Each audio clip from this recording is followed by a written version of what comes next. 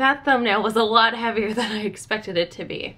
But hey guys, today I will be doing some spring cleaning and doing a book unhaul. So if you are unfamiliar with the term book unhaul, that just means the opposite of a book haul. I am taking these books off of my shelf. I am basically getting them out of my house, but a couple of them I am giving to my mom who I live with, but I'm unhauling them out of my personal collection. I mean, no offense to any of these books. I'm not going to go into like grand specifics about why I'm getting rid of each book, but it means nothing against the book itself. It means nothing against the author. It is just not my taste. I have no interest in reading it or no interest in reading it again or anything like that. So right off the bat, unfortunately, I am not able to send any of these books your way. The cost of shipping is very expensive and I am in Canada. Most of you guys are in America. So that would cost me a lot of money that I don't have, but I am donating these books as well as selling them to a charity where all of that money from the charity goes to a different children's charity, if that makes any sense. Basically, the company I work for hosts a children's charity, so I've started a book drive at my work and I donate the books to that book drive. There are 21 books here that I'm going to be unhauling, and I feel like there's still more that I should be getting rid of because I am running out of shelf space. But there are just so many books coming out this year that I want to read and so many that I want to get that I just don't have the time or the space for. So yes, I feel like that's enough of an introduction. Let's get right into it. So I'm going to start off with the books that I've read or DNF'd just because I can give more explanation on those. The first one is Pretty Dead Girls by Monica Murphy. I read this book in February. It was a January release and one that I was super excited for, but it fell so flat. Basically, the story had no plot. It was generic, it was flat and boring, so I rarely give books 1 star, but it got that for me. And then a 2-star rating was The Love Interest by Cale Dietrich. This is another one I was super excited for and was just annoying. So many times I was sitting there reading it going, what? And yeah, so I didn't like it. I don't have good things to say about it and I get kind of angry when I look at it, but it wasn't terrible, but there were a lot of issues that I had with it. I DNF'd My Not So Perfect Life by Sophie Kinsella. This was on my March TBR, pulled out of one of my TBR jars, and I said if I didn't read it this month, I would unhaul it.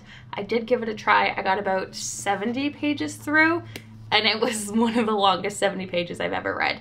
So then I did try to also listen to it on audiobook, and I couldn't get into it. As much as I enjoy the narrator, it just... not my story. I don't understand what this character does for a job, and that's like all they talked about for the first 50 pages, but I didn't connect to anything and couldn't get the rest of the way through. So I just realized I actually have 22 books. I forgot one of the books downstairs because this was a last minute decision as I was sitting down to film this video. But I am unhauling the Lunar Chronicles series by Marissa Meyer. Do not unsubscribe. I'm sorry. I reread Cinder this month, March, and gave it the same 2.5 out of 5 stars rating that I did the first time. I thought it was meh.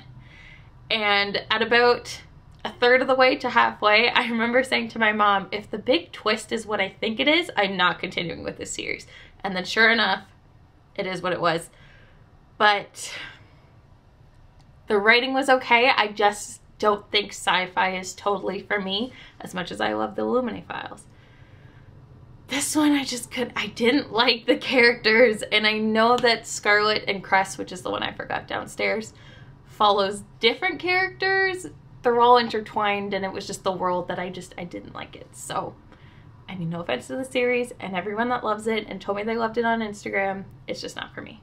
So these are going to my mom because she did read the series and loved it. If you didn't unsubscribe before, you might now, but please don't.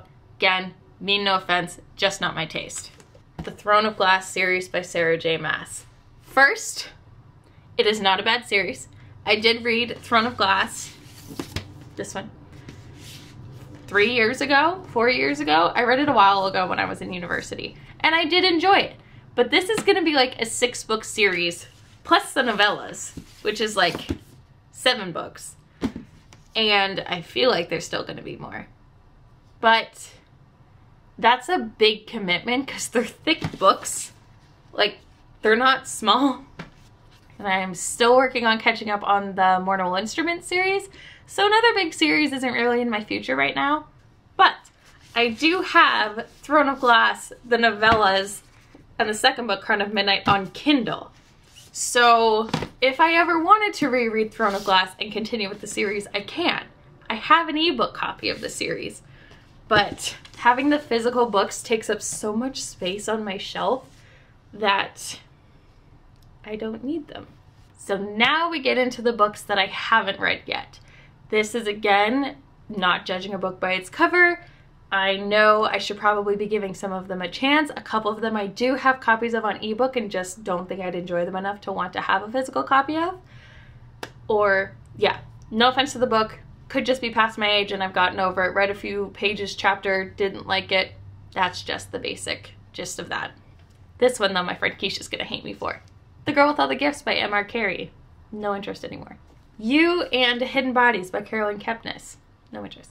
All the Light We Cannot See by Anthony Doerr. This is one that was on my books to read in 2018 or Unhaul, and I tried to start it. No interest. A Lion Among Men by Gregory Maguire, the third book in the Wicked series, and I'm not convinced I'm ever going to pick up Wicked, let alone the second and third book.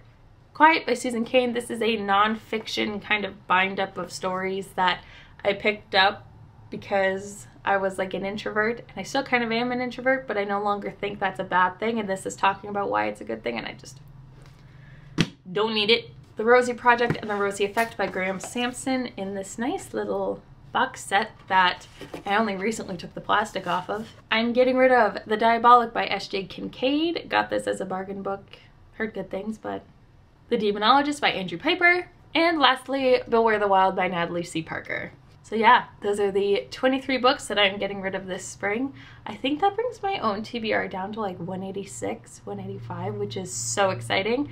My goal for the end of the year is 100, but I have a long ways to go because if you've been watching my wrap-ups, you would know that like all of the books I'm reading are new releases, so my number's kind of been staying the same. But I've been reading a lot lately, so mostly all of the books that I still have left are ones that I want to read, but I am going to keep pulling out of my TBR jar every month, which I think I'm going to start filming in my actual TBR so that you guys can see me draw out the book.